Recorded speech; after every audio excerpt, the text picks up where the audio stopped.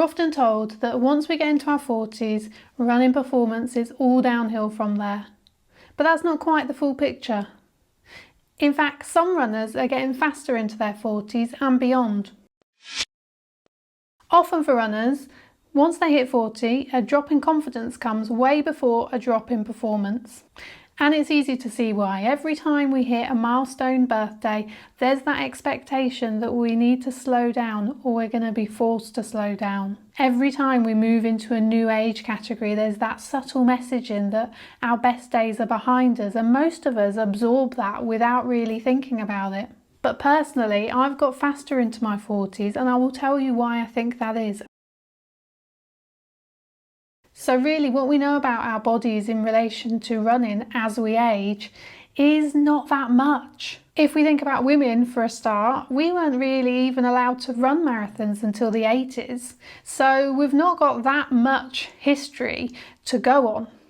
We also know that menopause and perimenopause has not been getting the attention that it deserves until quite recently. Women are still massively understudied in medicine in general, so we can't make bold expectations about exactly how much we can expect to slow down, if at all, once we hit 40.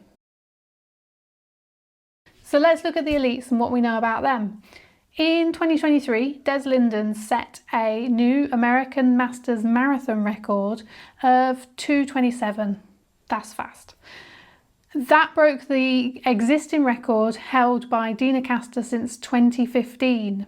That record has since been broke again and again, and Sarah Hall now holds that record. She ran Valencia Marathon in 2024 in 2:23. So Masters records are tumbling, and I expect them to keep going down. So you and I are not elite, but we can take from them that what we expect athletes to do into their 40s is retire and maybe be a commentator, but they're saying, no, I'm going to keep showing up. I think I've got more in me. I may not be the first person to cross the finish line, but I'm going to redefine what is capable at this age. We all come to running at different points in our lives, and if you didn't come into running until your 30s, 40s, 50s, you can absolutely expect to get faster for the next decade or two at least, I think. From my own experience as someone that came to running in her second half of her 20s, trained pretty consistently, when I got to 40, I thought, oh, that's it then. Bye-bye PBs, and I was wrong. I ran a half marathon PB last year of 1:34. That is beyond anything that I expected in my 30s, and now I'm in my 40s. 14 years after my first half marathon, I ran 25 minutes faster. That's quite a bit. In a couple of weeks I turn 44, and I don't expect to be slowing down anytime soon. I train differently now to what I did in my 30s or my 20s, and I train smarter.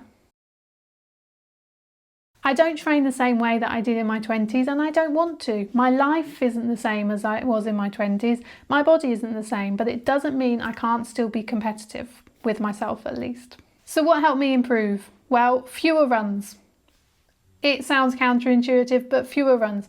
My body responds better when I run less times during the week. I run 3 times a week generally at the moment.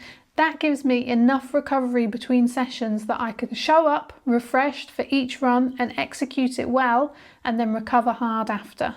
It doesn't necessarily mean I'm doing that much less mileage, because those are chunkier runs than I might have been doing a few years ago.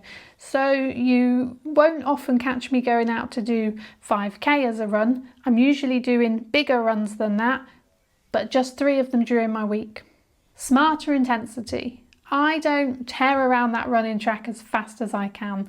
I will cap my interval sessions at around 5k pace, which is fast enough for me to deliver some benefits from it, but it's not putting too much of a strain on my body. I do longer intervals, but less fast. So I might do 2-minute efforts up to a mile efforts, but I'm not doing them at that high-end speed that I once did. There's no prize for running faster than you need to in training. I take my easy runs and my long runs as slow as I feel that day. I don't mind stopping for the walk breaks. I will regularly do that, especially in the summer when it gets really warm.